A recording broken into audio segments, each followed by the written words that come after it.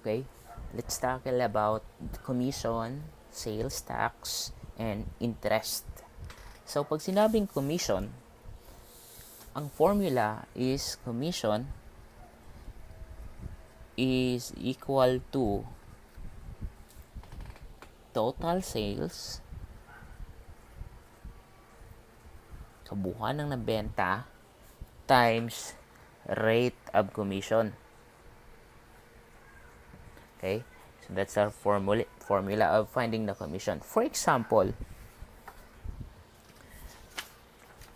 John is selling sets of forks and spoons and makes a 10% commission on all sales.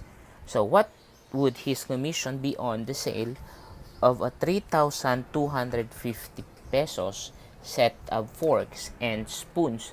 So, ito yung kikitain niya. May commission siya na 10% sa lahat ng mabibenta niya. So, how to find commission ulit?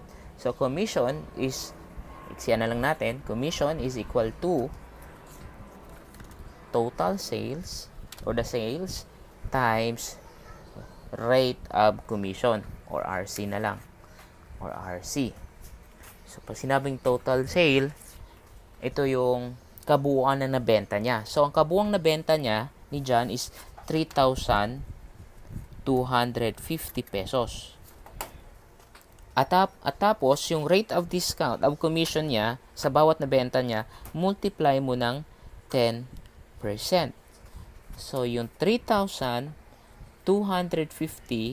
imumultiply mo ng 0.10. Tama ba? Kasi gagawin mo siyang decimal number. So, ibig sabihin, magkakaroon siya ng commission na 325 pesos sa 3,250 na benta niya. So, ito yung commission niya. Pero, kung ang tanong, isasabay sa sahod niya, kunwari wala sa problem. Kunwari may salary siya na 4,500. May salary siya na 4,500. 4,500. Magkano ngayon yung papasok sa ATM niya kung kasama ang commission? So, ang gagawin mo lang, ipa-plus mo lang ang commission sa salary niya. So, magiging 325. So, may 4, 8, 2, 5. So, ang nasa ATM niya lahat is 4,825. So, yan yung papasok sa tawag nito, ATM niya. Pero, sa problem na to, ang hinihingi lang naman is the commission. So, the answer is 325. Okay, another example. Paano naman pag naghahanap ka ng sales tax? So, ito yung VAT, value added tax. Idadagdag ito sa original number mo. So, sa sales tax ngayon, ang formula is the total amount of products times the rate of the sales tax. So, sales tax daw, ST na lang ilalagay ko, the total amount of product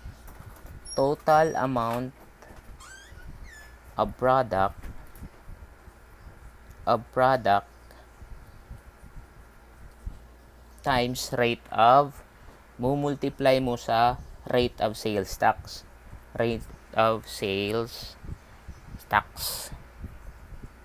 Okay, multiply. Ngayon, in this problem, a group of grade 6 pupils ate in a fast food restaurant. If their orders totaled 750 pesos plus a 12% VAT or the value added tax, how much is the total amount they paid to the cashier?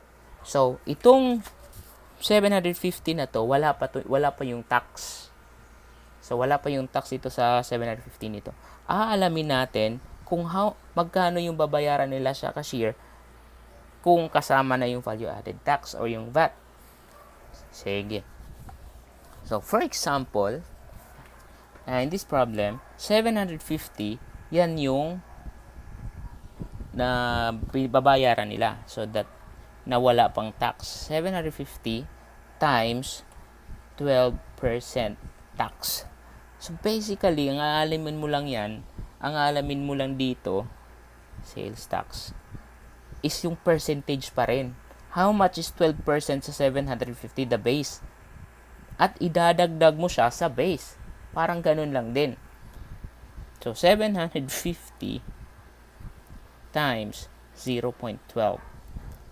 So, 0.12. So, magiging 90 pesos. Ito, so sales, sa tax lang po ito. Tax lang yan. Hindi yan yung babayaran nila sa cashier. So, anong gagawin mo dyan? So, yung total, syempre, para makuha mo yung babayaran total, yung original number na 750, ipa-plus mo na lang sa 90. So, 750 plus 90, ito yung babayaran mo lahat, 840 pesos. Yan yung babayaran nila lahat sa cashier. Okay, yung tax, idadagdag mo po yan sa, sa original price. Now, proceed tayo sa interest. So, same with the tax, dadagdag din to sa